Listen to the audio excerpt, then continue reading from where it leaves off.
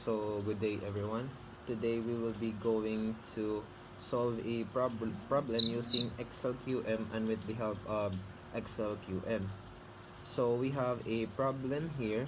So to summarize the problem, so the Hacienda Sulima wants to determine how many pounds of three different grain stocks, which is X, Y, and Z, should be purchased each month so that the cows receive enough of the four nutritional ingredients, which is A, B, C, and D, at the lowest possible feed cost. So each grain has a known cost per pound of 1 peso for X, 2 peso for Y, and 1.25 peso for Z.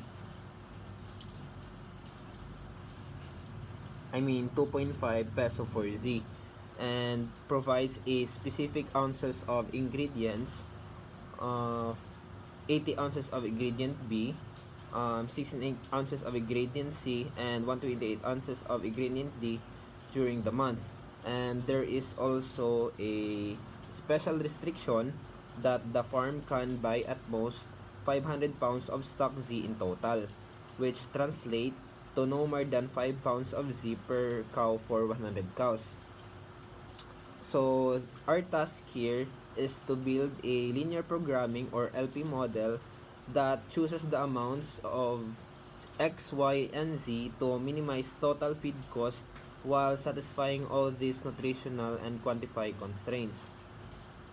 So we have here the formulated constraints and objectives, which shows that it aims to minimize the total cost represented by the objective function of min z is equals to 2x of 1, this here, 4x of 2, and 2.5x of 3, where x of 1, x of 2 are the decision variables. X of 1, x of 2, and x of 3 rather are the decision variables. So the model is subject to 5 constraints that represent minimum requirements and the capacity limits, including resource requirements such as 3x of 1, 2x of 2, and plus 4x of 3 is greater than or equal to 64.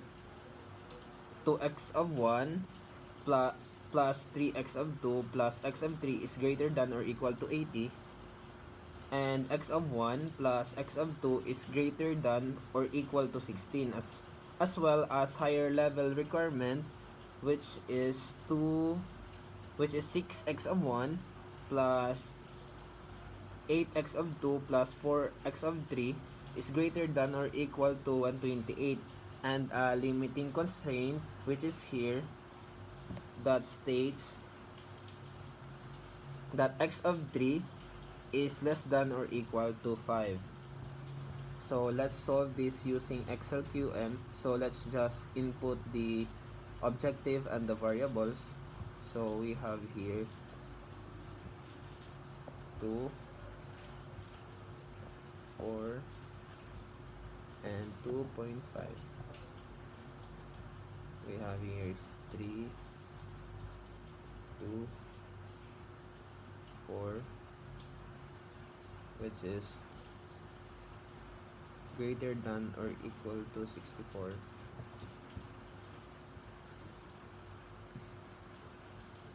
Now 2 x of 1 plus 3 x of 2 plus z, which is 1, and it is greater than or equal to 80.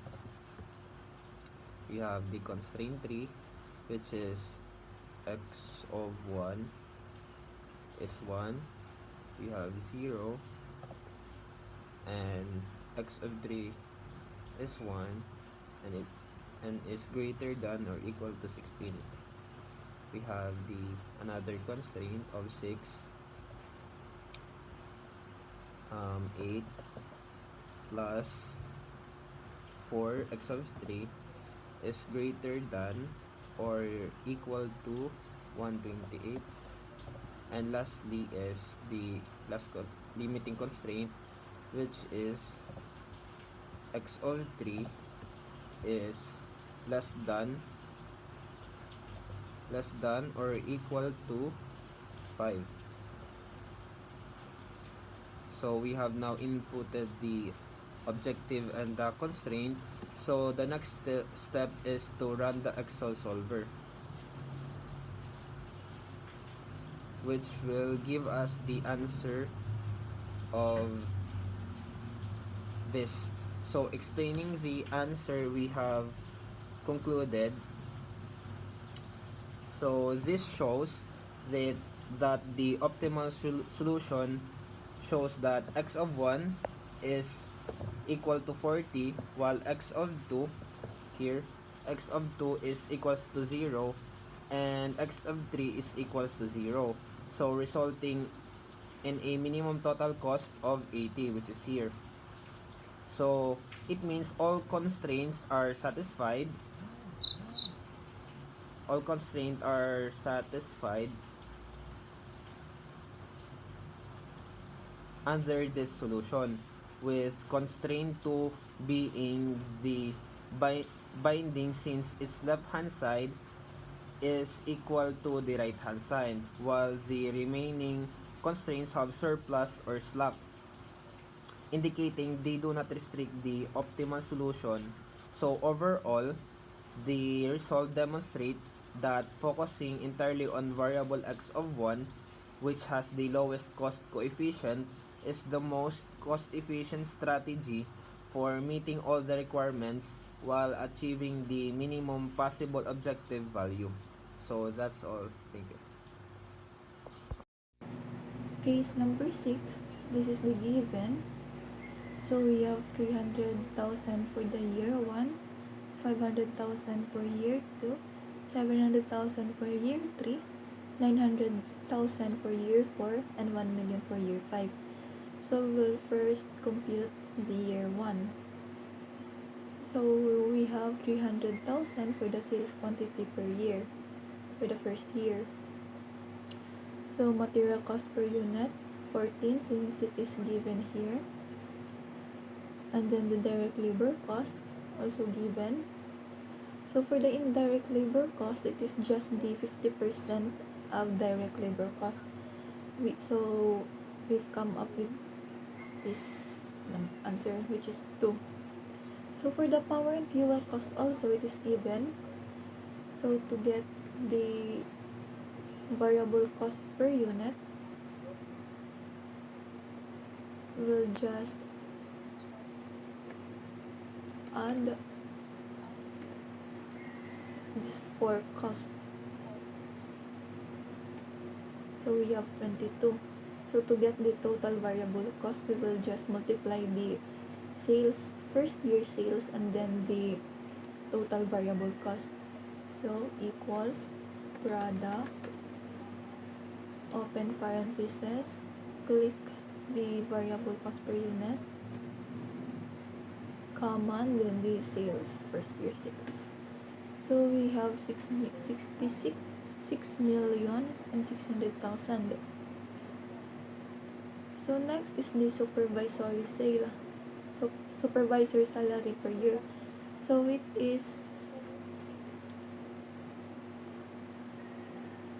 says here that a supervisor earning 60,000 every month.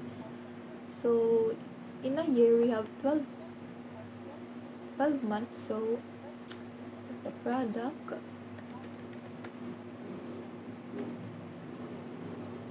$60,000 multiplied by 12 months. So we have 720,000. So to get the total cost per year, we will just add these 3. Equals sum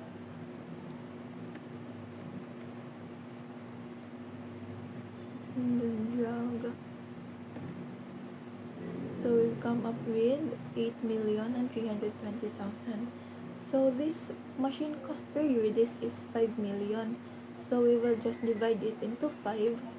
So we have 1 million. So next is the year 2. So we have a sales quantity for the year 2, which is 500,000, the material cost from 14 we will just increase by 10%, so we have 15.40. For the direct labor cost, it will decrease by 10%, so we have 3.6. For the indirect labor cost, it is just the 50% of direct labor cost, which is 1.8. For the power and fuel cost per unit, it will increase by 10%. So to get the variable cost per unit, we will just add this for cost equals sum, click and drag. So we have 23. To get the total variable cost, we will just, same process, we will just multiply the variable cost per unit and then the sales quantity per unit or per year. So equals to product, click, and then 500,000. So we have 11,500,000. So to get the supervisory salary per year for the second year, we will just multiply this 720 multiplied by 1.1. 7 equals sum, and then 1.1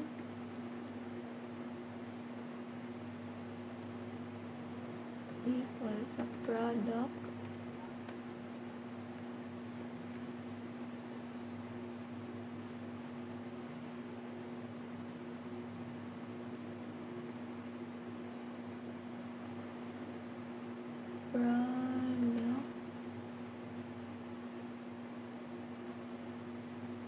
and then so we have 792,000.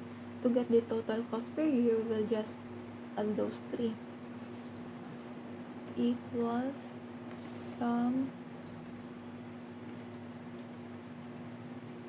and then drag it,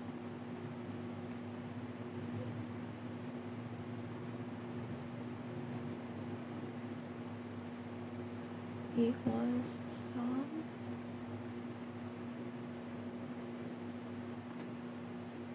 so we have 13,292,000. Next is for the year 3.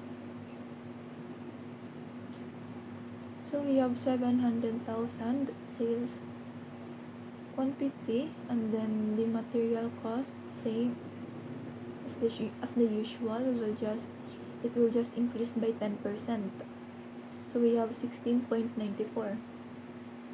For the direct labor cost, no changes at all. And then the indirect labor cost, same, since it didn't change in direct labor cost. So next is the power and fuel cost per unit. The 2.2 will increase by 10%, so we will have 2.42.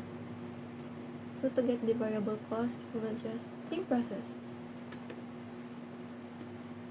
we'll just add those 4 costs, and then the total variable cost, it is just the product,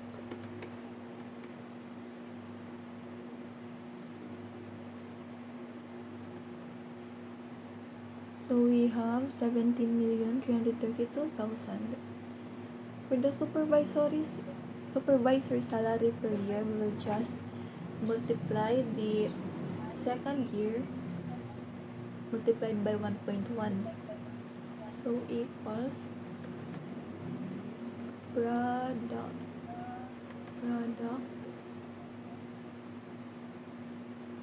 comma 1.1.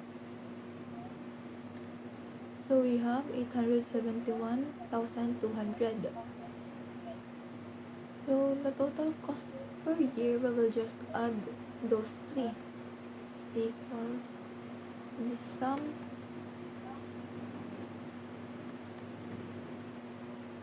of total variable cost, its supervisor salary per year, and the machine cost per year. So we have 19,203,200. So next is for the year 4.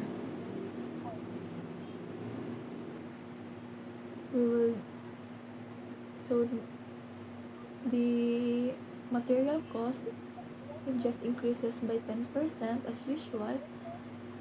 Also the direct labor cost, it increases by 10%. And then the indirect labor cost, it is just the 50% of labor cost. Also the power and fuel cost per unit, it just increases by 10%. So we have 2.66. So to get the variable cost per unit, we will just add them.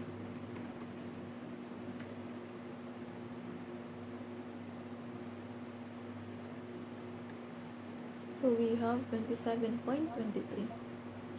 Next is the total variable cost. We will just multiply the variable cost per unit and the sales quantity per unit. Equals product 27.23 and then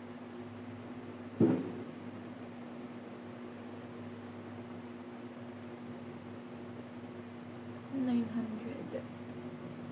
So we have 24,507,000. So next is the supervisor salary per year. So we will just multiply the 871,200 to 1.1 equals the product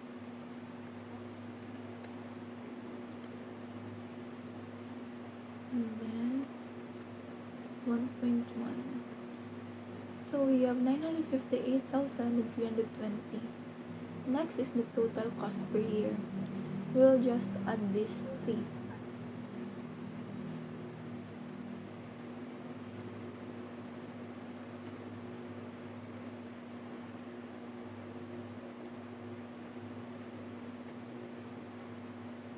So we've come up with 26,465,320. Next is for the year 5. So we have a sales quantity of 1 million. And then material cost of 20.5 since it increases from the previous year. Also the direct labor cost, it increases by 10%. The indirect labor cost, the 50% of direct labor. Also the power and fuel cost per unit, it just increases by 10% from the previous year. For the variable cost per unit, we will just add this 4. Sum and then drop. So we have 29.97.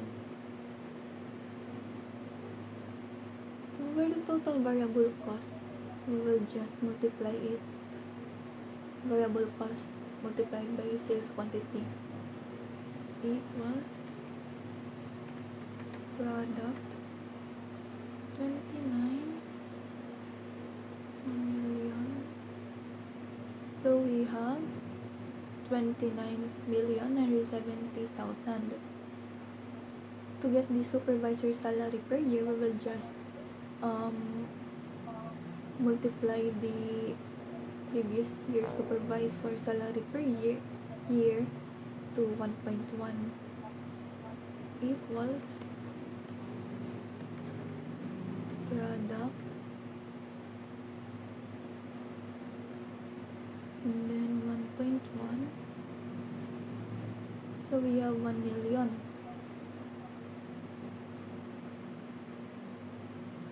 Next is the total cost per year. We will just add this.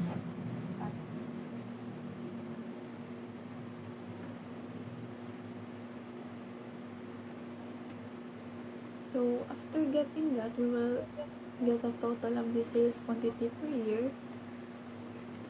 Sum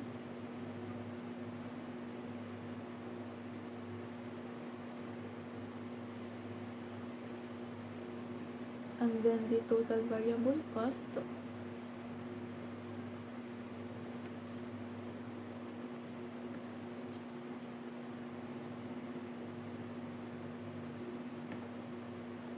Also the supervisor salary per year.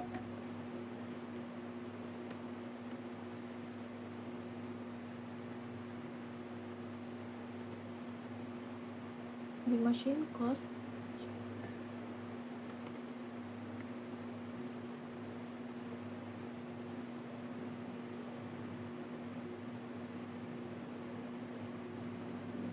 Lastly is the total cost per year.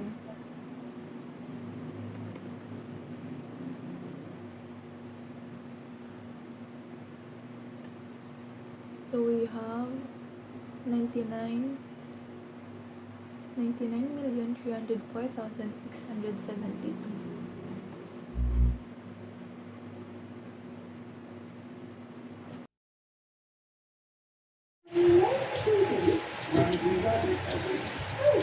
So let's solve first when Mr. Yolo buying the product from the market. So we are giving here year 1 from the year 5 and quantity per year, material cost, transport cost, inventory, and variable cost. Last is total cost. So we have given in the year 1 in the quantity per years we have 300,000. So the material cost is 20, the transport cost is 2. So to solve the year 2, the material cost of year 2 is also the same with the year 1, which is 20. And also to solve the to solve the year 3 to 5, it's let's equals and year 2 plus open parenthesis and times the year 2 material cost, which is the 20, times, so we have 10% growth, 10%, so 0.10. So we have 22, the same as the year 4. Let's equals here, copy the material cost of year 3, plus open parenthesis, copy the year cost of year 3 times 0.10, close parenthesis. So we have 24.2. Next is we have in the quantity per years. In year 5 we have 1 million, no? So material cost is to solve equals copy the material cost of 24 year 4 plus open parenthesis, and let's copy the year 4, no? Then times 0.10, close parenthesis. So in the transport cost, to solve the year 2 is we have drawn with 20%. So this is equals copy plus 0.20. So we have 22. Next is equals plus 0.20. So we have 2.4. And next is we have equals, same process as well, plus 0.20.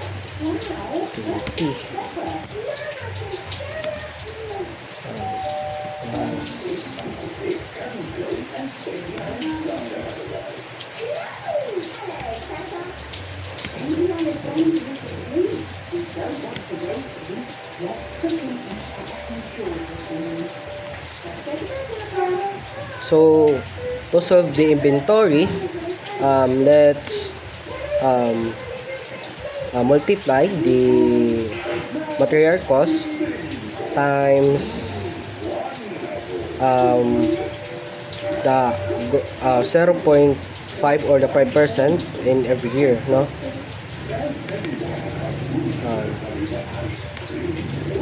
Times growth, which is ang growth niya is every year is 0.05. Same year 2, we have equals times ano niya, growth niya 0.05. Same din from the year 3 equals 0.05.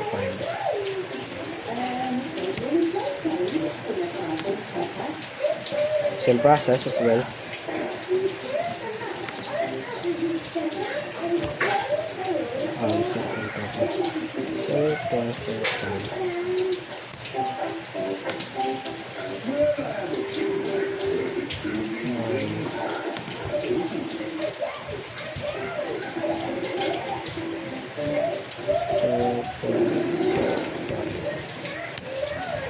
So in year 1, inventory we have 1, and year 2 we have 1 also, and year 3 we have 1.1, and year 4 we have 1.21, and year 5 we have 1.33 and 1 or 331.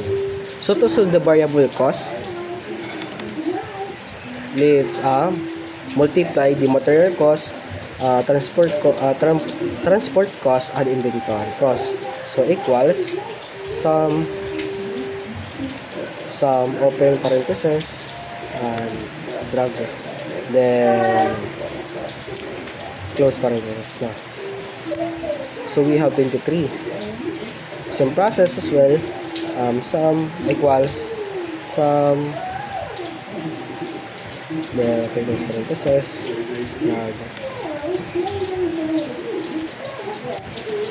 we have 23.2 inventory cost of year 2. Sum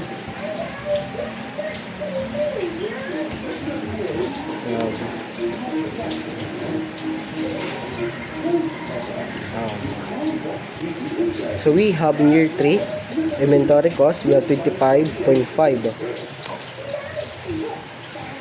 Then some process as well, equals some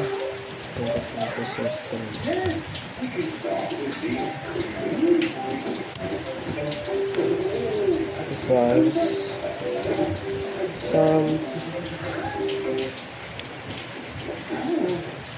sama, sorry, sum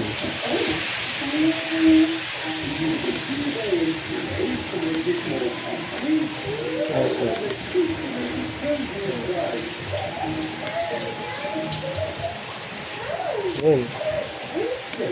So to solve the total cost, so let's multiply the quantity per year and variable cost.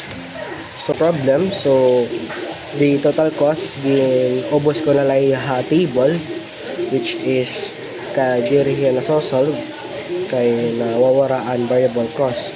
So but to solve the total cost,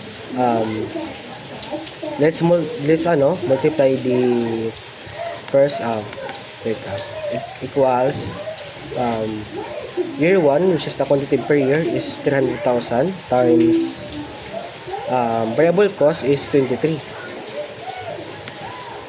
So we have 69,000 we have.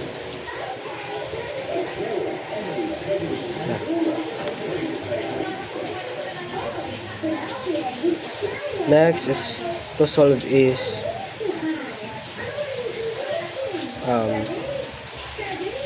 equals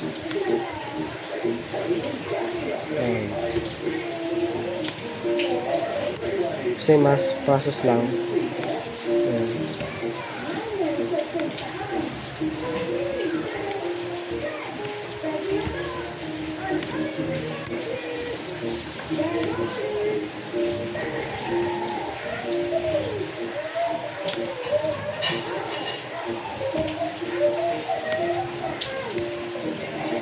Yes, sir.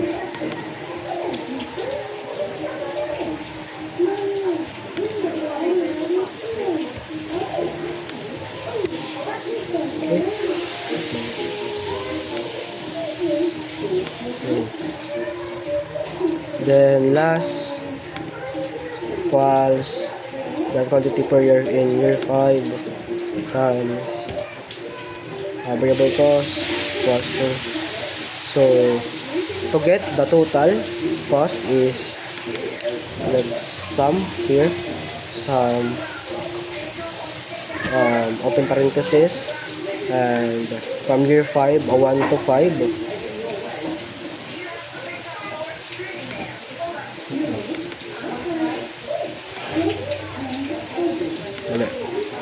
equals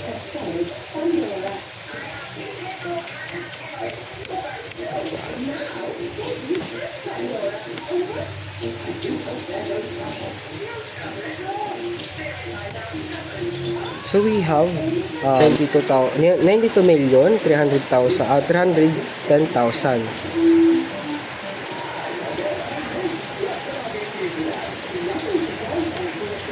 So in conclusion, so we have manufacturing in-house 99 million at 299,672, and buying production from the market, so we have 92,310,000. So from the difference is we have 6,989,672,000.